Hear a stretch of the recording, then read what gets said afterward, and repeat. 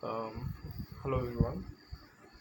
So today we are going to discuss about HDFS design features. So in last class we discussed about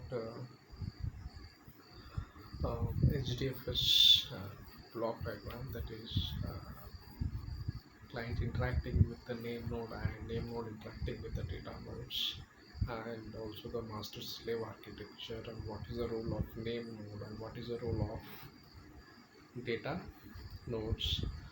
And now the block diagram of HDFS. So basically in HDFS we have name node and data nodes, many data nodes. Now let us learn about the HDFS design features. And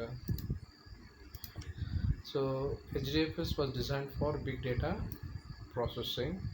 So it was specially designed for big data processing, and HDFS is not designed for through parallel file systems. So it is not designed for parallel file systems, and design assumes a large file, write once, read many model. Means the file should be, so the design, while designing the HDFS, the designers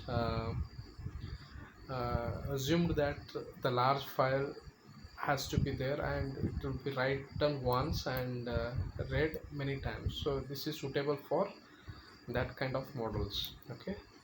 For example, if you see the Google search engine, so here many millions of users enter, search their queries in the text box, and immediately Google will provide the information. So this is one kind of write once and read many model. uh, so that for that type of applications HDFS is used, and HDFS rigorously restricts data writing to one user at a time. So only one user at a time can write, and all additional writers are up and only. There is no random writing to HDFS files. So this is a security, means all additional writes, only one is given access while writing the data. So HDFS design is based on Google file systems.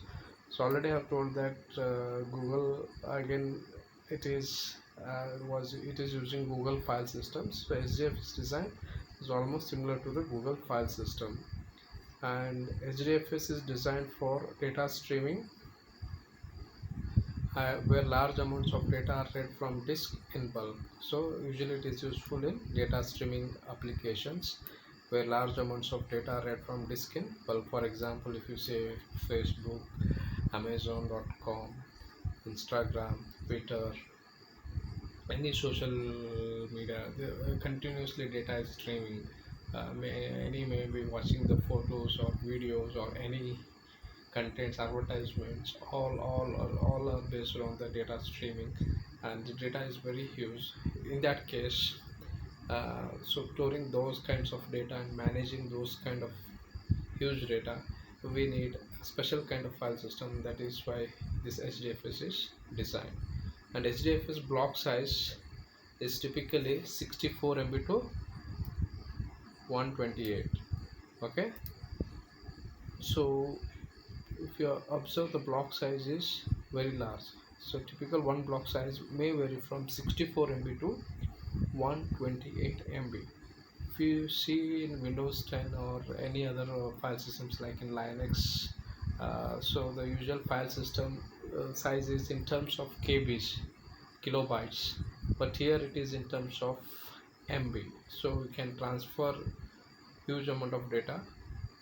So usually the data is divided into blocks. Okay, so the block size is typically 64 MB to 128 MB, and there is no local caching mechanism is there.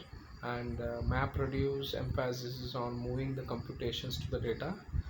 We will discuss about MapReduce programs, so then you can understand how the computation uh, has moved to the data there.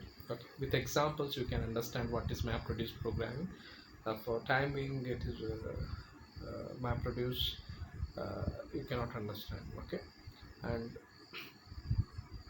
a single server node in the cluster is often both computation engine as well as the storage engine for the application. For example, if you see any data nodes or You can see it is also a computation engine as well as a storage engine. So once we start executing certain examples, you will understand how it will behave as a computation engine as well as a storage engine.